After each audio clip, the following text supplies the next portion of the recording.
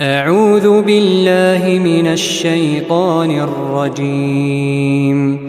هو الذي خلق لكم ما في الأرض جميعا ثم استوى إلى السماء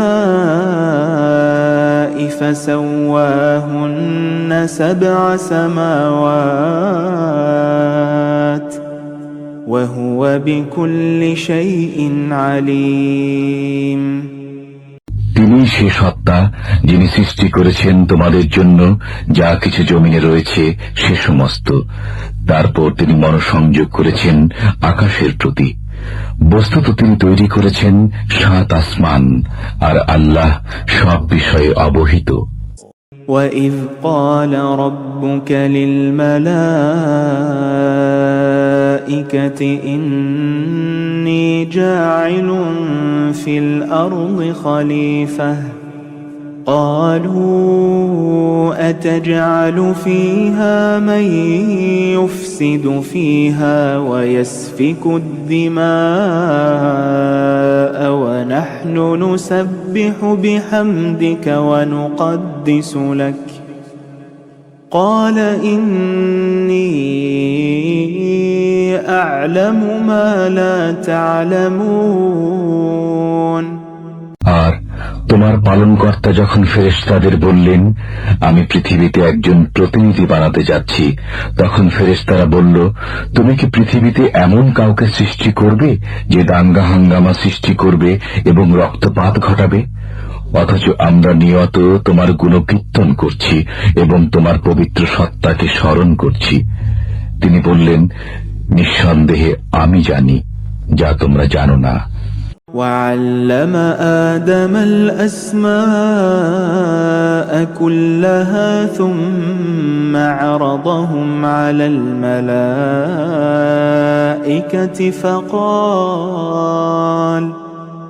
فقال أنبئوني بأسماء هؤلاء إن كنتم صادقين।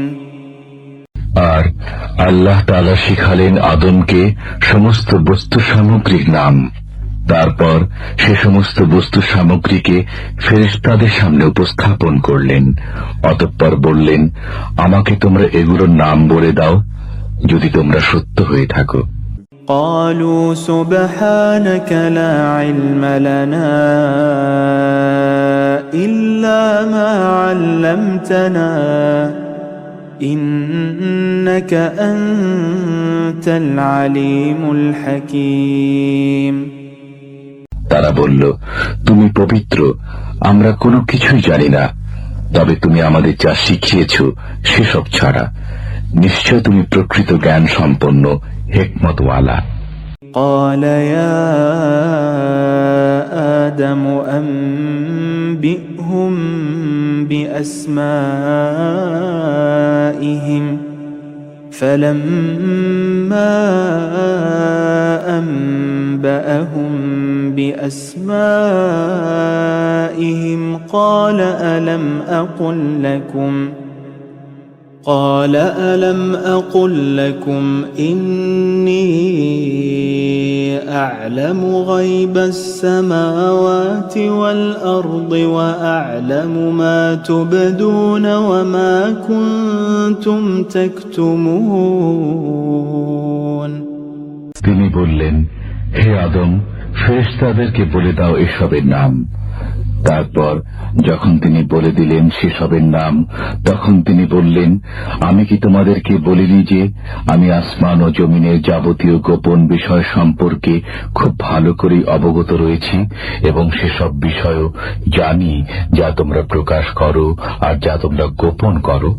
وَإِذْ قُلْنَا لِلْمَلَائِكَةِ اسْجُدُوا لِآدَمَ فسجدوا إلا إبليس أبى واستكبر وكان من الكافرين। এবং যখন আমি হযরত আদম আলাইহিসসালামকে সিজদা করার জন্য ফেরেশতাগণকে নির্দেশ দিলাম, তখন ইবলিস ব্যতীত সবাই সিজদা করল। সে নির্দেশ পালন করতে অস্বীকার করল এবং অহংকার প্রদর্শন করল, ফলে সে কাফিরদের অন্তর্ভুক্ত হয়ে গেল।